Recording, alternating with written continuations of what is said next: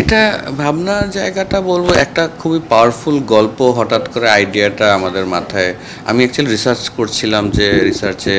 যে কী ধরনের গল্প বলা উচিত in terms of making a short film তখন আমি রিসার্চ করে কিছু আইডিয়াস ক্রিয়েট করলাম আইডিয়াস কালেক্ট করলাম অ্যান্ড দেন আমি এটা একা একা সাইলেন্টলি করি এটা আমার টিমের কেউ জানতো না তখন যে আমি আসলে এটা নিয়ে প্রসেসটা করছিলাম I have a big team তো ওরা অন্য কাজে ব্যস্ত ছিল অ্যাডভার্টাইজিংয়ে তো তারপরে আমি একা একা চিন্তা করে এগুলো সেট করলাম সেট করে আমি এটা তানভীর আমার যে প্রডিউসার আছে ওর সাথে বসে শেয়ার করলাম যে আচ্ছা আমার কাছে এরকম 7টা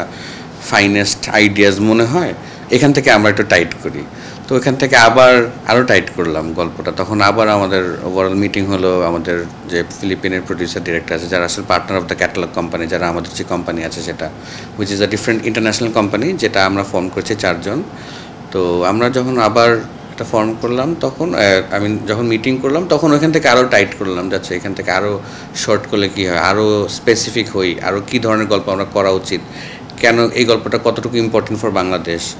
অনেক কিছু চিন্তা করে আমরা একটা জায়গায় সেট করলাম যাচ্ছে this is the kind of story so অনেকবার মিটিং করে আইডিয়া করতে করতে করতে করতে এটাকে অনেক ফাইনেস্ট ভার্সনে আসলাম উইথ দ্য আইডিয়া এরপরে আসলো টানা 2 মাসের লেখার গল্প সো স্ক্রিন প্লে লেখার দায়িত্ব ছিল আরভিন আর কাইলা ওরা হচ্ছে ফিলিপিনের আমাদের আইডিয়া এখান থেকে নিয়ে ওরা লেখা শুরু করলো অ্যান্ড দেন ওরা বাংলাদেশি কালচার যেহেতু জানে না তা আমরা ওকে সব কিছু সাপোর্ট দিই প্রত্যেকবার ওরা বাউন্স ব্যাক করে লিখে একটু একটু করে আমাদের সাথে বাউন্স ব্যাক করতো যাচ্ছে এটা লিখেছি আমরা এখন কী করবো এটা কি ঠিক আছে কালচার সাথে নাকি নাই অ্যান্ড দেন আমরা এটা নিয়ে আবার মিটিং করতাম সেরকম মিটিংস অনেক হতে হতে অ্যান্ড দেন ফাইনালি ওরা দেয় আমাদের স্ক্রিপ্টটা দেওয়ার পরে আমাদের বাংলাদেশে আমরা বসে এটাকে কীভাবে কালচারালি রেলেভেন্ট করা যায় কেন এই সিনটা নিব কেন এই শটটা নিব সেগুলো নিয়ে আলাপ করা শুরু করলাম with the whole team and এটাই ছিল প্রসেস এরপরে অনেক ঝগড়াঝাটি অনেক ইয়েস নো এটা কেন হচ্ছে এটা কেন না কেন এই শটটা হচ্ছে এটা কোন পার্সপেক্টিভ থেকে নেওয়া হচ্ছে অনেক কোয়েশ্চেনস অ্যান্ড অ্যান্সার্সের মধ্যে দিয়ে গিয়ে আমরা ফাইনালি শ্যুটের জন্য রেডি হই সো আমাদের প্রি প্রোডাকশনটা অনেক স্ট্রং ছিল অনেক স্ট্রং ছিল এবং সেখান থেকে বলি যে যখন একটি প্রযোজনার নামকরণ করা হয় সেই নামকরণের মধ্যে কিন্তু অনেক কিছু মেসেজ চলে আসে যে তো আপনি অবশ্যই আমি জানি না যে অ্যাজ এ নির্মাতা আপনি যেহেতু আমি প্রোডাকশনটা এখনও দেখিনি তো সেখানে কোনো চরিত্রকে নিয়ে হয়তো নামকরণটা করেছেন সেই চরিত্রটা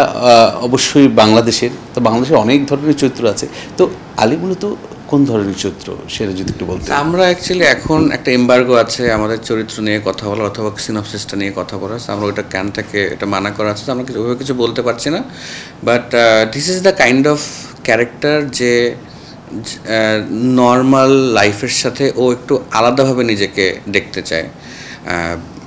তার একটা ভিশন আছে ওই ভিশনটার ওই ভিশনের উপরে বেস করেই আসলে ওর গল্পটা তো এরকম আমি বলতে এখন ডেফিনেটলি কোনো রকম কোনো কিছু বলা যাচ্ছে না সো এইটুকু বলা যাবে কিন্তু আপনি সেই চরিত্রটা কিরকম তার গল্প সেটা আমি জানতে চাচ্ছি না কিন্তু এটা একটা শ্রেণী বিন্যাস শ্রেণী আছে একটা শ্রেণীকে তো অবশ্যই আপনি দেখিয়েছেন তার দুঃখ কষ্ট বা জীবনের একটা স্টোরি তো তাই স্টোরিকে আমরা জানি উই মেড শিওর যে এখানে কোনো রকমের দুঃখ কষ্ট আমাদের যে বাংলাদেশ মানেই যেই পভার্টি নিয়ে আমরা কাজ করি এটা যাতে কোনোভাবেই আমাদের ইমেজে টাচ না করে ভিজুয়াল ল্যাঙ্গুয়েজে টাচ না করে বিকজ আমরা we want to stand high tall in front of the international media so আমাদের যেই আইডিয়া অফ মেকিং ফিল্মস যদি চিন্তা করি বিদেশ যাওয়া মানে আমাদের একটু ওরকম ক্রিয়েট করতে হবে যেখানে আমাদের অনেক কষ্ট it's a story of a villager so ও এই গ্রামটা কীরকম সেইটা আসলে যারা দেখবে ওনারা দেখলে অডিয়েন্স বুঝতে পারবে বাট দেন এগেন এইখানে কোনো রকমের ওই ছাপটা আমি দিতে চাইনি যে ওরা আসলে খেতে পাচ্ছে না ওর জামা কাপড় নেই ওইরকম ওইটা না ইটস নট দ্যাট ওর একটা পার্সোনাল জার্নি আছে যেটার গল্প আমি খুব ক্লিয়ারলি বলতে চাচ্ছিলাম এটাই কিন্তু অনেক এর আগেও যারা করেছে এটা নিয়ে অনেক ধরনের সমালোচনা আছে আমাদের দেশের মধ্যে যে আমরা শুধু কি আমাদের দুঃখ কষ্টটা দেখাবো আমাদের বেদনার কথা দেবো আমাদের ভালো লাগা আমাদের সৌন্দর্য এগুলো কি আমাদের নেই তো সেখান থেকে হয়তো আপনি উত্তরে গেছেন সেই বিষয়গুলো আই থিঙ্ক ওইটা এখন ইন্টারন্যাশনাল যারা ফিল্ম সিনারিওতে আছে যারা বড় বড় ফিল্ম মেকার্স ওরাও আসলে আর দেখতে চায় না জিনিসগুলো they want to see something different because এটা তো আসলে সব এটা হয়তো বা শুরুর দিকের কিছু ফেস্টিভ্যালস হয়তো বা অনেক বছর আগে হয়তো বা এটা দেখতে পছন্দ করতো এখন they know what Bangladesh is and এক ধরনের আর অ্যাজ ফিল্ম মেকার্সও আমার এটা খুব দায়িত্ব মনে হয় যে আমি আসলে এমন কিছু বেচতে চাই না মানে I want to create a story যেটা আসলে it gives a certain kind of emotion or message যেটা খুব important for Bangladesh to to stand tall. So ওইটা আমরা খুব স্ট্রংলি মাথায় রাখছি। নেগেটিভ না পজিটিভ দিয়ে আমরা হচ্ছে আমাদেরকে আমাদের দেশকে তুলে দিচ্ছি। সৃজনের তো একটা ক্ষুধা থেকে থাকে নির্মাতা। হ্যাঁ, তো এই সৃজনের ক্ষুধাটা আপনার এই 15 মিনিটে কতটুকু পূর্ণ হয়েছে? দেখেন,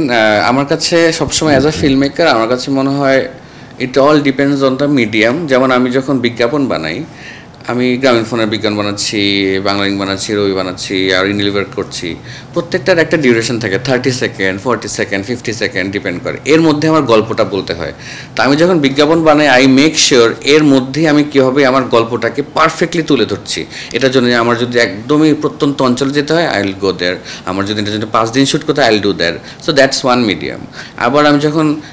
অন্যভাবে অন্য কিছু, ধর আমি ফিকশন বানিয়েছি, যখন বিকালবেলার পাখি, ইউটিউবার বানিয়েছি 90 মিনিটের, বিকালবেলা পাখি ছিল 40 মিনিটসের, অ্যাট 18 একটা টেলিফিল্ম ছিল, দ্যাট ইজ 70 মিনিটস। সো আমি ওই মিডিয়ামটা যখন চিন্তা করছি, তখন আমি কিন্তু আই মেড শিওর যে আমার গল্পর পরিধি হোক, গল্পর প্ল্যানিং হোক, গল্পর আইডিয়া হোক, সব কিছু আমার ওই মিডিয়ামের সাথে আসলে কীভাবে কানেক্ট করতে হয় সেটা। And then now comes short film. So I made sure যে 15 মিনিটে আমি আসলে আমার আইডিয়াটা কীভাবে এখানে সেট করা যায় পারফেক্টলি উইথ এক্স্যাক্টলি আমার। It's very important to choose your idea, because আইডিয়াটা আমরা এমন একটা শর্ট ফিল্মটার আইডিয়াটা যেটা হয় যে ছোট গল্পের মধ্যে বিশাল একটা গল্প আসলে বলে দেওয়া। তো উই মেড শিওর আমরা যাতে 15 মিনিটের মধ্যে ফুল গল্পটা বলি। ছোট কিন্তু ছোট নয়, ছোটোর মধ্যে গভীরতা অনেক বেশি, এবং এই ছোট জিনিস কিন্তু নির্মাণ করাটাও কিন্তু অনেক বেশি চ্যালেঞ্জের। মানে আমরা বড় করে দিতে পারি সব, হ্যাঁ, কিন্তু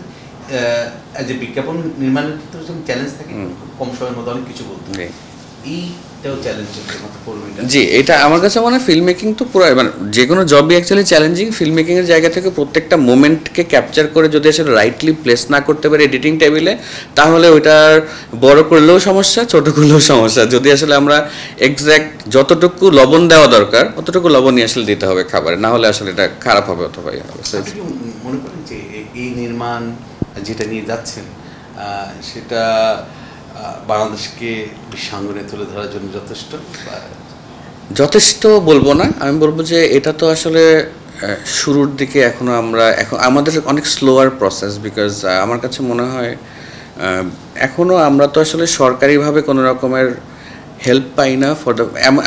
এটা যা বলছি আমি, এটা আমার জন্য বলছি না, it's just for the overall scenario. আমি যখন আসলে বিদেশে গিয়েছিলাম,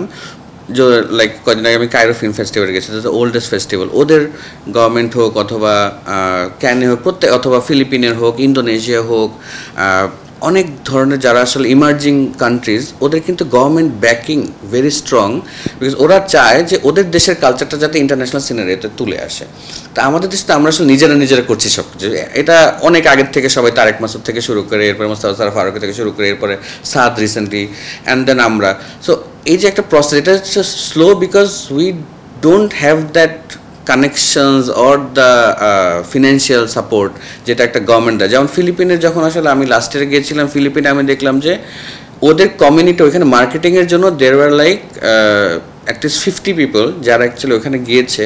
ওরা কমিউনিকেশন ক্রিয়েট করছে ওইখানে, যে আচ্ছা they are from Philippine, and ওরা আসলে বিভিন্ন দেশের সাথে কমিউনিকেট করে ওদের কালচারটাকে দেখাতে চায়।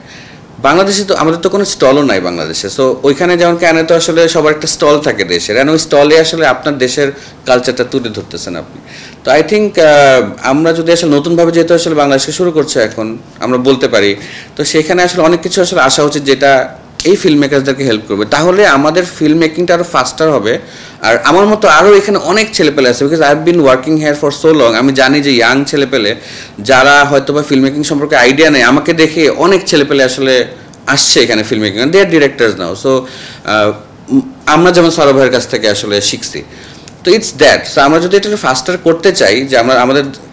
আমাদের যে কালচারটাকে, আমাদের গল্পগুলো নিয়ে যাবো, in that case definitely lot of help will be needed, and I think এটা হলে ফাস্টার হবে। না হলে দেখা যাবে কি, আমি একটা বানাইছি, আমি হয়তো নেক্সট ডে আমি খুবই স্লো, বিকজ একটা ছবিতে আসলে হতে 3-4 বছর লাগে ইন্টারন্যাশনাল সিনারিও যদি আমি ফিচার ক্রিয়েট করতে চাই, because it takes lot of things to do. তো প্যারালালি যদি আসলে এখানে আর 50 জন থাকতো, কারো না কারো ছবি কখনো না কখনো যেতেই থাকতো, তখন it would have been easier. আমরা যদি দেখি যে